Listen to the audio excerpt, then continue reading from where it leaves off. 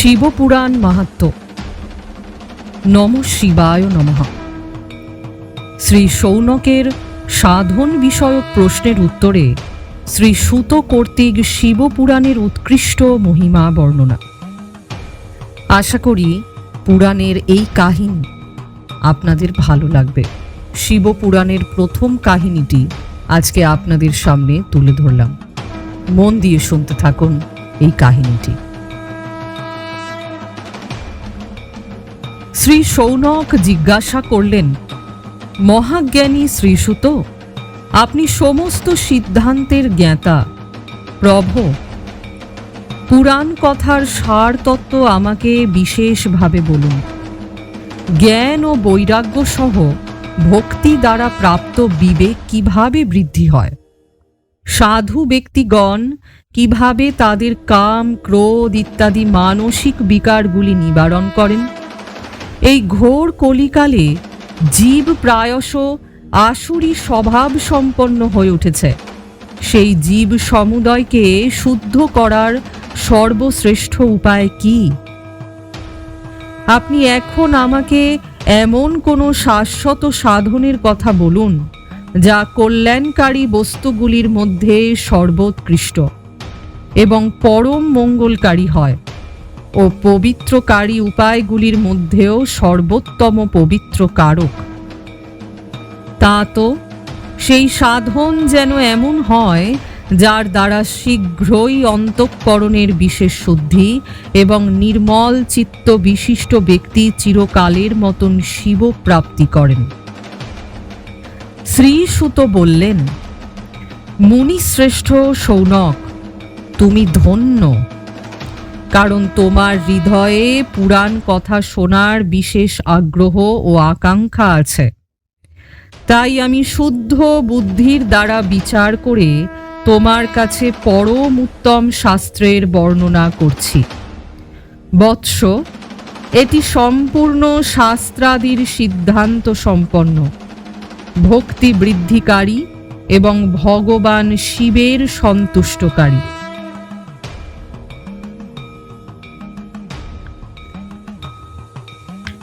এটি কর্ণের পক্ষে উত্তম রসায়ন, অমৃত স্বরূপ ও দিব্য। তুমি এটি শ্রবণ করো। মুনে, শিবপুরাণ অতি উত্তম শাস্ত্র। এটি পূর্বকালে ভগবান শিবই বর্ণনা করেছিলেন। এটি কালরূপী সর্বের মহাভয় বিনাশকারী উত্তম সাধন। গুরুদেব ব্যাস মুনি সনত কুমারের উপদেশ লাভ করে অত্যন্ত যত্নের সঙ্গে সংক্ষেপে এই পুরাণের প্রতিপাদন করেছেন। এই পুরাণ প্রণয়নের উদ্দেশ্য হল কলিযুগের মানুষের পরম হিত সাধন করা। শিবপুরাণ এক পরম উত্তম শাস্ত্র। এই পৃথিবীতে এটিকে ভগবান শিবের বাঙ্ময় স্বরূপ বলে বুঝতে হবে। এটি সর্বপ্রকারে অনুধাবন করা উচিত। এর পঠন ও শ্রবণ সর্বসাধন রূপ। এর দ্বারা শিব ভক্তি লাভ করে মানুষ শ্রেষ্ঠতম স্থান লাভ করে এবং শীঘ্রই শিব পদ প্রাপ্ত হয়। তাই মানুষ যত্নপূর্বক এই পুরাণ পাঠ করার ইচ্ছা রাখে অথবা এর অধ্যয়নকে অভীষ্ট সাধন বলে মনে করে। তদনুরূপ এটির শ্রদ্ধাপূর্বক শ্রবণও সম্পূর্ণ মনোবাঞ্ছিত ফল প্রদানকারী। ভগবান শিবের এই পুরাণ শ্রবণ করলে মানুষ সর্বপাপ হতে মুক্ত হয় এবং ইহ জীবনে নানাবিধ উৎকৃষ্ট ভোগাদি উপভোগ করে শেষে শিবলোক লাভ করে। এই শিবপুরাণ গ্রন্থ 24,000 শ্লোক সম্বলিত। এটি 7 সংহিতা সমন্বিত। ভক্তি, জ্ঞান ও বৈরাগ্য সম্পন্ন হয়ে অত্যন্ত শ্রদ্ধার সঙ্গে মানুষের এটি শ্রবণ করা উচিত। সপ্ত সংহিতা যুক্ত এই দিব্য শিবপুরাণ পরব্রহ্ম পরমাত্মার ন্যায় বিরাজমান এবং সর্বোৎকৃষ্ট গতি প্রদান করেন। যিনি নিরন্তর অনুসন্ধান পূর্বক এই শিব পুরাণ প্রেম ও ভক্তি সহ পাঠ করেন, তিনি যে পুণ্যাত্মা তাতে কোনো সংশয় নেই। যে উত্তম বুদ্ধি সম্পন্ন ব্যক্তি অন্তিমকালে ভক্তি সহকারে এই পুরাণ শ্রবণ করেন, তার ওপর প্রসন্ন হয়ে ভগবান মহেশ্বর তাকে নিজ পদ প্রদান করেন। যিনি প্রতিদিন সমাদরের সঙ্গে এই শিব পুরাণের পূজা করেন, তিনি ইহ জগতে সর্বসুখ ভোগ করে অন্তিম সময় ভগবান শিবের চরণে আশ্রয় লাভ করেন। যিনি প্রতিদিন আলস্য ত্যাগ করে রেশমি বস্ত্রে আবৃত করে এই শিব পুরাণের বন্দনা করেন, তিনি সদা সুখী হন। এই শিব পুরাণ নির্মল এবং ভগবান শিবের সর্বস্ব। যিনি ইহলোক ও পরলোকে সুখ আকাঙ্ক্ষা করেন, তার শ্রদ্ধা সহকারে যত্নপূর্বক এটির সেবা করা উচিত। এই নির্মল এবং উত্তম শিবপুরাণ ধর্ম, অর্থ, কাম, মোক্ষ চার পুরুষার্থ প্রদানকারী। সুতরাং এটি সর্বদা ভক্তিপূর্বক শ্রবণ এবং শুদ্ধ চিত্তে পাঠ করা উচিত।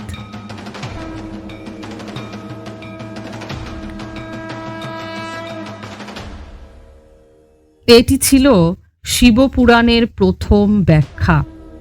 এবার শিবপুরাণ সম্বলিত একটি কাহিনী আপনাদের সামনে তুলে ধরব, মন দিয়ে শুনুন। শ্রী শৌনক বললেন, মহাভাগ ও শ্রীসুত, আপনি ধন্য, পরমার্থ তত্ত্বের জ্ঞাতা, তাই কৃপা করে আমাদের এই অতি অনুপম দিব্য কথা শোনালেন। পৃথিবীতে এই কথার সমান কল্যাণের সর্বশ্রেষ্ঠ সাধন আর কিছুই নেই। এ কথা আমি আজ আপনার কৃপায় বিশেষভাবে বুঝতে পেরেছি।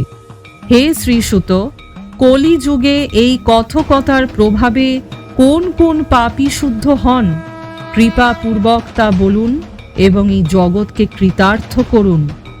শ্রীসুত বললেন, মুনে, যেসব মানুষ পাপী, দুরাচারী, খল এবং কাম, ক্রোধ ইত্যাদিতে নিরন্তর ডুবে থাকে, তারাও এই পুরাণ শ্রবণ পঠন দ্বারা অবশ্যই শুদ্ধ হয়ে যান। এই বিষয়ে জ্ঞানী মুনি নিম্নোক্ত প্রাচীন ইতিহাসের উদাহরণ দিয়ে থাকেন, যা শ্রবণ করলেই সম্পূর্ণ পাপের ক্ষয় হয়ে যায়। পূর্বকালের কথা, কোনো এক কিরাতন নগরে এক ব্রাহ্মণ বাস করতেন, যিনি জ্ঞানহীন, দরিদ্র, রস বিক্রয়কারী এবং বৈদিক ধর্ম বিমুখ ছিলেন। স্নান সন্ধ্যাদি কর্মে ভ্রষ্ট হয়ে তিনি বৈশ্যবৃত্তিতে তৎপর হয়েছিলেন। তার নাম ছিল দেবরাজ। তিনি তার ওপর বিশ্বাস রক্ষাকারীদের প্রবঞ্চনা করতেন এবং ব্রাহ্মণ, ক্ষত্রিয়, বৈশ্য, শূদ্র ও অন্যান্য জাতির লোককে নানা ছলনায় হত্যা করে তাদের সম্পত্তি অধিকার করে নিতেন। কিন্তু এই পাপীর সামান্য ধনও কখনো ধর্ম কাজে ব্যয় হয়নি। তিনি ছিলেন বেশ্যাগামী এবং সর্বপ্রকার আচার ভ্রষ্ট। একদিন ঘুরতে ঘুরতে দৈবযোগে তিনি প্রতিষ্ঠানপুর এসে পৌঁছলেন। তিনি সেখানে এক শিবালয় দেখতে পেলেন, যেখানে বহু সাধু মহাত্মা একত্রিত হয়েছিলেন। দেবরাজ সেই শিবালয় থেকে গেলেন, কিন্তু সেখানে তার জ্বর এসে যায়। জ্বরে তিনি অত্যন্ত কষ্ট পেতে লাগলেন। সেখানে জনৈক ব্রাহ্মণের দ্বারা শিবপুরাণের কথকথা হচ্ছিল। জ্বরে পীড়িত দেবরাজ সেই ব্রাহ্মণের মুখনিসৃত শিবকথা নিরন্তর শুনতে থাকলেন। 1 মাস জ্বর ভোগের পর দেবরাজ দেহত্যাগ করলেন। যমদূত এসে তাকে পাশবদ্ধ করে বলপূর্বক যমালয় নিয়ে গেলেন। তার মধ্যেই শিবলোক থেকে শিবের পারিষদগণ এসে হাজির। তাদের গৌরঙ্গ কর্পূরের মতন উজ্জ্বল, হাত ত্রিশূল দ্বারা সুশোভিত, দেহ ভস্য দ্বারা উদ্ভাসিত এবং রুদ্রাক্ষের মালা তাদের অঙ্গ শোভা বর্ধন করছিল। তারা সকলে ক্রোধান্বিত হয়ে যমপুরীতে গেলেন এবং যমরাজের দূতদের মারধর করে ধমক দিয়ে দেবরাজকে তাদের হাত থেকে ছাড়িয়ে অতি অদ্ভুত বিমানে বসিয়ে যখন কৈলাস গমন করতে উদ্যত হলেন, তখন যমপুরীতে মহা শোরগোল শুরু হয়ে গেল। সেই কোলাহল শুনে ধর্মরাজ তার ভবনের বাইরে এলেন। সাক্ষাৎ দ্বিতীয় রুদ্রের ন্যায় প্রতীত হওয়া সেই 4 দূতকে দেখে ধর্মজ্ঞ ধর্মরাজ তাদের বিধিপূর্বক পূজাও করলেন এবং জ্ঞান ও দৃষ্টির সাহায্যে সমস্ত বৃত্তান্ত জেনে নিলেন। উনি ভীতিবশত ভগবান শিবের সেই দূতদের কোনো কথা জিজ্ঞাসা করলেন না, বরং তাদের সকলকে পূজা করতে প্রার্থনা করলেন। এই শিবদূতরা তারপর কৈলাস চলে গেলেন এবং সেখানে পৌঁছে তারা সেই ব্রাহ্মণকে দয়াসাগর শাম্ব শিবের হাতে প্রত্যর্পণ করলেন। শ্রী শৌনক বললেন, মহাভাগ ও শ্রীসুত, আপনি সর্বজ্ঞ। মহামতে আপনার কৃপা প্রাসাদে আমি বারংবার কৃতার্থ হয়েছি। এই ইতিহাস শ্রবণ করে আমার মন আনন্দে নিমগ্ন হচ্ছে। সুতরাং এবার ভগবান শিবে প্রেম বৃদ্ধিকারী শিব সম্বন্ধীয় অন্য কিছু বলুন। শ্রীসুত বললেন, শৌনক শোনো, আমি তোমার কাছে গোপনীয় রহস্য বর্ণনা করব, কারণ তুমি শিব ভক্তদের মধ্যে অগ্রগণ্য এবং বেদবেত্তাদের মধ্যে শ্রেষ্ঠ। শোনো, পূর্বে সমুদ্র নিকটবর্তী প্রদেশে বাসকল নামক একটি গ্রাম ছিল। সেখানে বৈদিক ধর্ম বিমুখ মহাপাপী দ্বিজগণ বাস করতেন। তারা সকলে অত্যন্ত দুষ্ট ছিলেন। তাদের মন দূষিত বিষয় ভোগেই ব্যাপৃত থাকত। তারা দেবতাদেরকেও বিশ্বাস করতেন না, ভাগ্যকেও নয়, এবং সকলেই ছিলেন কুবৃত্তি সম্পন্ন। চাষাবাদ করতেন এবং নানা প্রকার ভয়ঙ্কর অস্ত্র শস্ত্র রাখতেন। জ্ঞান, বৈরাগ্য এবং স্বধর্মের সেবাই যে মানুষের পরম পুরুষার্থ, সেই বিষয়ে তারা ছিলেন সম্পূর্ণ অজ্ঞ। তারা সকলেই ছিলেন পশু বুদ্ধি সম্পন্ন। যেখানে দ্বিজদের এই অবস্থা, সেখানে অন্য বর্ণের বিষয় আর কি বলা যায়। অন্য বর্ণের লোকেরাও ছিল তাঁদের মতন কুৎসিত বিচার সম্পন্ন, স্বধর্ম বিমুখ এবং খল। তারা সর্বদাই কুকর্মে ব্যস্ত থাকতেন এবং নিত্য বিষয় ভোগে ডুবে থাকতেন। সেখানকার সব নারীরাও ছিলেন কুটিল স্বভাবের, স্বেচ্ছাচারিণী, পাপাসক্ত, কুৎসিত বিচার সম্পন্ন ও ব্যভিচারিণী ও সৎ ব্যবহার এবং সদাচার বর্জিত। সেখানে এরূপ দুষ্ট লোকেদেরই বসতি ছিল। এই বাসকল নামক গ্রামে বিন্দুক নামে এক ব্রাহ্মণ বাস করতেন। তিনি ছিলেন অত্যন্ত অধম, দুরাত্মা ও মহাপাপী। যদিও তার স্ত্রী ছিলেন অত্যন্ত সুন্দরী, তবুও তিনি কুপথেই চলতেন। তার পত্নীর নাম ছিল চঞ্চুলা। তিনি সর্বদা উত্তম ধর্ম পালনে ব্যাপৃত থাকতেন। তা সত্ত্বেও সেই দুষ্ট ব্রাহ্মণ তাকে ছেড়ে বেশ্যাগামী হয়েছিলেন। বিন্দুক বহু বছর ধরে এই কুকর্মে ব্যাপৃত ছিলেন। তার স্ত্রী কাম তাড়িতা হলেও স্বধর্ম নাশের ভয় কষ্ট সহ্য করেও দীর্ঘকাল ধরে ধর্মভ্রষ্ট হননি। কিন্তু দুরাচারী স্বামীর আচরণে প্রভাবিত হয়ে পরে সেই নারীও দুরাচারিণী হয়ে গেলেন। এইভাবে দুরাচারে ডুবে সেই মূঢ়চিত্ত পতিপত্নীর বহু সময় ব্যর্থ হয়। তারপর শূদ্র জাতির বেশ্যার পতি হয়ে সেই দূষিত বুদ্ধি সম্পন্ন দুষ্ট ব্রাহ্মণ বিন্দুক সময়কালে মৃত্যুপ্রাপ্ত হয়ে নরকে গিয়ে উপস্থিত হলেন। বহুদিন নরকের শাস্তি ভোগ করে সেই মূঢ় বুদ্ধি পাপী বিন্ধ্য পর্বতে ভয়ঙ্কর এক পিশাচে পরিণত হন। এদিকে সেই দুরাচারী পতি বিন্দুকের মৃত্যুর পর সেই মূঢ় হৃদয়া চঞ্চলা বহুদিন পুত্রদের সঙ্গে নিজ গৃহেই বসবাস করেন।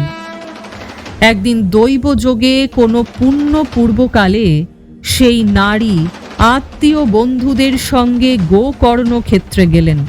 তীর্থযাত্রীদের সঙ্গে তিনিও তখন তীর্থ জলে স্নান করেন। তারপর তিনি সাধারণভাবে বন্ধুদের সঙ্গে এখানে ওখানে বেড়াতে লাগলেন। ঘুরতে ঘুরতে তিনি কোনো এক দৈব মন্দিরে গেলেন এবং সেখানে তিনি এক দৈবজ্ঞ ব্রাহ্মণের মুখ থেকে ভগবান শিবের পরম পবিত্র ও মঙ্গলময় উত্তম পৌরাণিক কাহিনী শোনেন।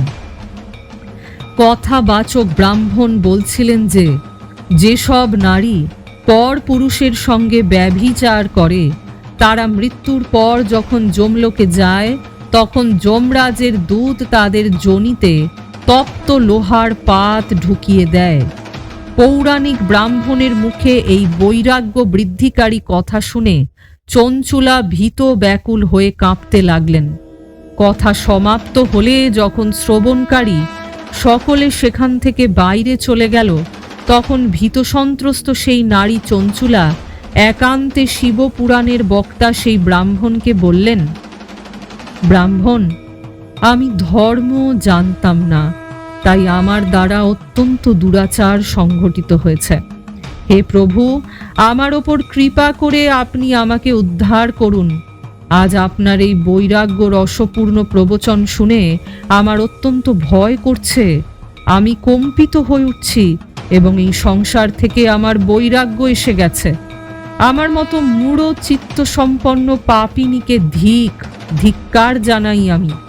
আমি সর্বতোভাবে নিন্দার উপযুক্ত, কুকর্মে আবদ্ধ হয়ে নিজ ধর্ম থেকে বিমুখ হয়েছি। হায়, না জানি কত ভয়ানক কষ্টদায়ক দুর্গতি আমাকে সহ্য করতে হবে। কোনো বুদ্ধিমান ব্যক্তি আমার মতন কুপথে গমনকারী পাপিনীকে সাহায্য করবেন? মনে তো হয় না। মৃত্যুকালে সেই ভয়ঙ্কর যমদূতদের কথা ভেবেই আমার কম্পন হচ্ছে। তারা যখন বলপূর্বক আমার গলায় ফাঁস দিয়ে বাঁধবেন, আমি কি করে ধৈর্য ধারণ করব? নরকে যখন আমার দেহ ছিন্ন ভিন্ন করা হবে তখন সেই দুঃখদায়ক মহাযাতনা কি করে সহ্য করব আমি? হায়, আমি মরে গেলাম, জ্বলে গেলাম। আমার হৃদয় বিদীর্ণ হয়ে যাচ্ছে। আমি সর্বপ্রকারে বিনষ্ট হয়ে গেছি, কারণ আমি সর্বভাবে পাপে ডুবে আছি। হে ব্রাহ্মণ, আপনি আমার গুরু, আমার মাতা এবং পিতা। আপনার শরণে আসা এই দীন অবলাকে আপনি উদ্ধার করুন প্রভু। শ্রীসুত বললেন, শৌনক, এইভাবে বিষাদ ও বৈরাগ্যযুক্ত হয়ে চঞ্চুলা ব্রাহ্মণ দেবতার চরণে পতিত হলেন। তখন সেই বুদ্ধিমান ব্রাহ্মণ কৃপাপূর্বক তাকে উঠিয়ে বলতে লাগলেন। আজকে এইটুকুই। পরবর্তী কাহিনী অর্থাৎ চঞ্চুলার প্রার্থনায় ব্রাহ্মণের তাকে সম্পূর্ণ শিবপুরাণ শোনানো এবং যথাকালে দেহত্যাগ করে শিবলোকে গিয়ে চঞ্চুলার পার্বতী দেবীর সখী হয়ে সুখে হওয়ার যে কাহিনী, সেটা আপনাদেরকে পরবর্তী পর্বে শোনাব।